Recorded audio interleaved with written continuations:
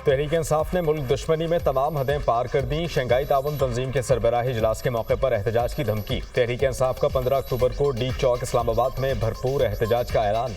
पाकिस्तान तहरीक इंसाफ की सियासी कमेटी के हंगामी इजलास का एलामिया जारी कर दिया गया। मरकज से निचली तरीन सतह तक तमाम तंजीमी जिम्मेदारान और विंग्स को डी चौक एहतजाज की तैयारियों को हतमी शक्ल देने की हिदायत। 15 अक्टूबर को डी चौक के एहतजाज की तैयारियों के पेश नज़र पंजाब के अजला में एहतजाज मनसूख। ऐसे मौके पर तहरीक इंसाफ को एहतजाज करने की ज़रूरत नहीं, ये मौका मुनासिब नहीं और ये उनके अपने मफाद में भी नहीं जाता। यकीन नहीं आता कि मुल्क की इतनी बड़ी सियासी जमात ऐसा फैसला कर सकती है। सीनियर तज्जियाकारों की दुनिया न्यूज़ के प्रोग्राम थिंक टैंक में गुफ्तगू।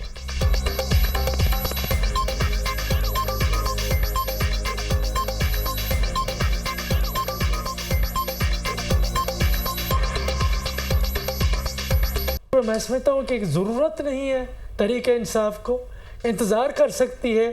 अगर तड़प रहे हैं कि कभी तहरीक को जारी रखना चाहिए तो ये मौका, महल, जगह मुनासिब नहीं है उनके लिए और ये उनके अपने मफाद में नहीं जाता। वहम गुमान में भी नहीं है कि कोई पॉलिटिकल पार्टी जो मुल्क की सबसे बड़ी पॉलिटिकल पार्टी हो वो ऐसा कर सकती है, ऐसा सोच सकती है या ऐसा करने जा रही है। बिल्कुल तवक्को से बाहर। शरपसंद अनासर को किसी किस्म का रखना डालने की इजाज़त नहीं देंगे। सिक्योरिटी इंतजामात मुकम्मल हैं। कानून नाफिज करने वाले इदारे अलर्ट हैं। SCO सरबराही इजलास की मेज़बानी पाकिस्तान के लिए एजाज़ है। हुकूमत की सलामती की सूरत हाल पर मुकम्मल तवज्जो मरकूज है। वफाकी वज़ीर इत्तलात अता तारड़ की खुसूसी गुफ्तगू।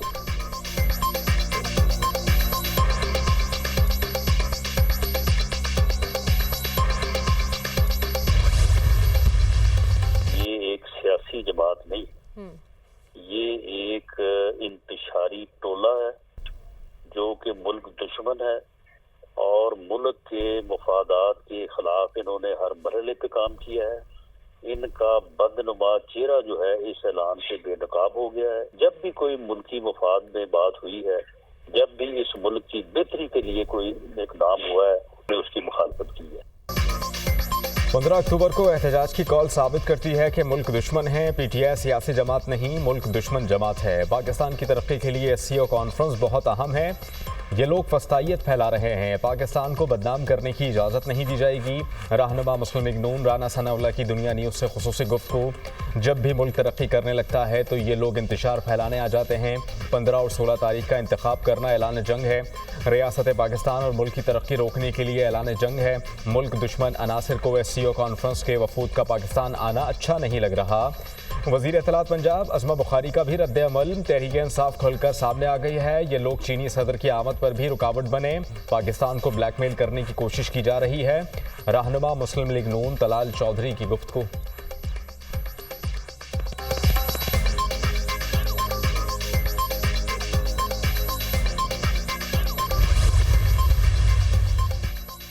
वज़ीर आज़म शहबाज शरीफ का इस्लामाबाद में डी चौक का दौरा। SCO सरबराह इजलास के इंतजामात का जायजा लिया। वज़ीर दाखिला मोहसिन नकवी की वज़ीर आज़म को शंघाई ताउन तंजीम सरबराह इजलास में मेहमानों के इस्तकबाल के लिए इंतजामात पर ब्रीफिंग।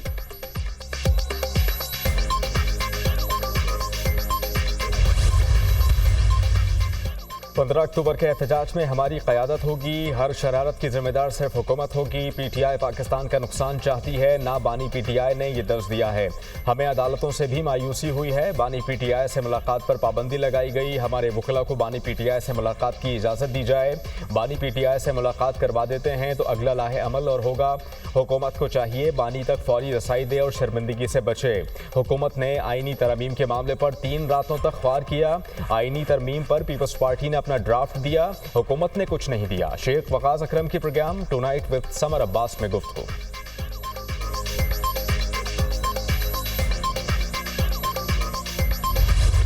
जो लश्करकशी हो रही थी एक सूबे की तरफ से, वफाक के ऊपर जो हमला किया जा रहा था, मैं समझता हूँ कि न सिर्फ वो सरीहन गैर आइनी था, गैर कानूनी था, लेकिन आपने अपनी जुर्रत, बहादुरी और पाकिस्तानी सोच के तहत आपने उनके मंसूबों को आपने खाक में मिलाया। मैं आपको सलाम पेश करता हूँ।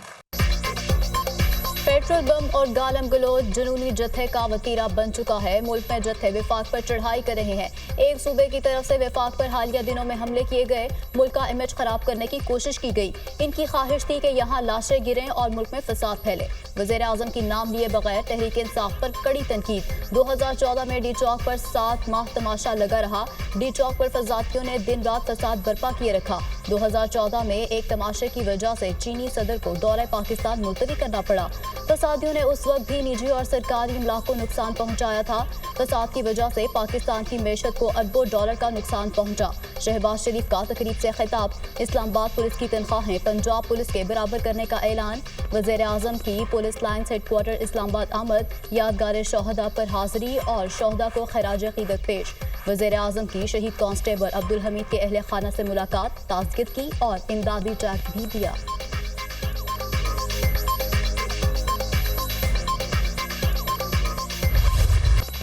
पार्लियामेंट की खुसूसी कमेटी का इन कैमरा इजलास। पीपल्स पार्टी और नून लीग ने आईनी तरमीम पर अपना मुसव्वदा पेश कर दिया। बिलावल भुट्टो ने आईनी तरमीम के हवाले से अरकान को एतमाद में लिया। हम सबको इत्तेफाक राय के लिए लचक दिखाना होगी। ये पार्लियामेंट की बालादस्ती और जमहूरियत के लिए अहम कानून साजी है। इसमें किसी एक शख्स को फ़ायदा देने वाली कोई सोच नहीं। हम सब इदारों की मजबूती चाहते हैं। फ़र्द वाहिद के पास सब इख्तियारात मसाइल पैदा करते हैं। चेयरमैन पीपल्स पार्टी बिलावल भुट्टो की गुफ्तगू। तरामीम में बताया गया कि जुडिशल कमीशन का इख्तियार और फॉर्मेशन क्या होती है। इन तरामीम में आईनी अदालत के क़याम और जजेस की ट्रांसफ़र कैसे होगी, ये चीज़ें हैं।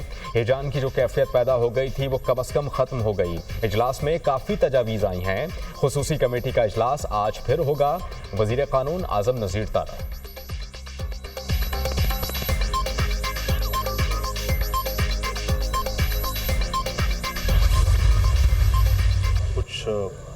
हुकूमत की तरफ से कॉपियाँ तकसीम की गई, जो उनके मसवदे के बारे में तसव्वुर है या जो उनकी तजवीज़ है, हम उस पर बातचीत का आगाज़ कर रहे हैं। हम ये भी तजवीज़ कर रहे हैं कि आईनी 19वीं तरमीम को ख़त्म किया जाए और वापस 18वीं तरमीम को बहाल किया जाए, जिसमें कि जजों के तकर्रुर और सीनियरिटी की बुनियाद पर हो, कारकर्दगी की बुनियाद पर हो, सेहतमंदी की बुनियाद पर हो।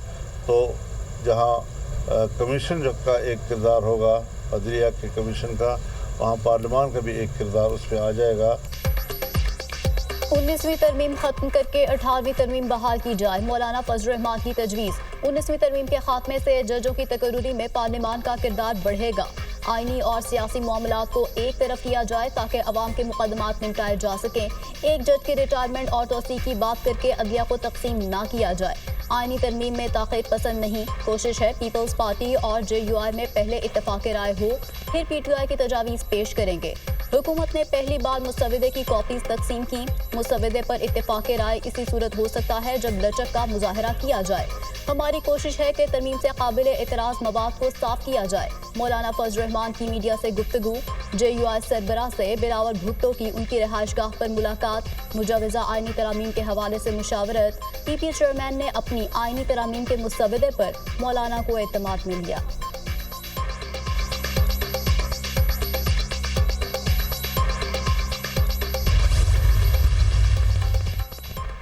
आईनी तरमीम से मुताल्लिक पाकिस्तान पीपल्स पार्टी का ड्राफ्ट भी सामने आ गया। पीपल्स पार्टी की जानिब से आर्टिकल 175A में आईनी अदालत का क़याम शामिल।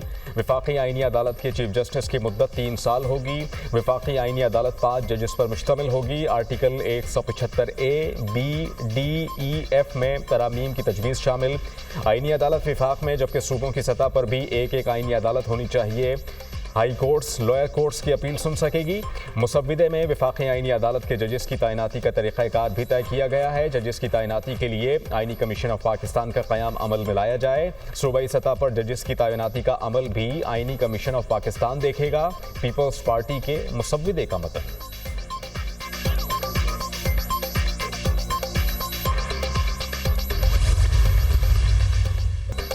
पीपल्स पार्टी की कुछ तजावीज़ हमारे पास आई हैं। कोई ऐसा ड्राफ्ट नहीं आया जिसे समझें ये फाइनल है।